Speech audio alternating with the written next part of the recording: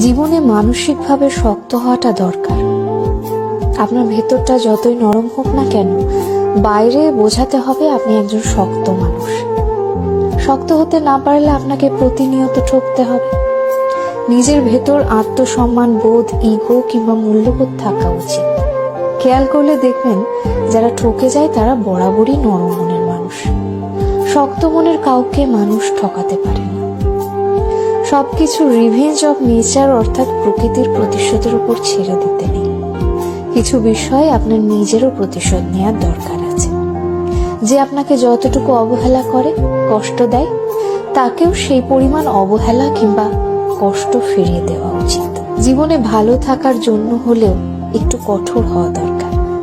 যে কোনো কিছু সহজে পেয়ে গেলে মানুষ মূল্য দিতে জানে না। মানুষ হিসেবে আপনি সহজ হতে পারেন, তবে সস্তা কিংবা সহজলভ্য হতে যাবেন না। যে আপনাকে যতটুকু দেবে তাকে ততটুকুই ফিরিয়ে দিতে শিখুন, হোক সেটা আঘাত কিংবা ভালোবাসা।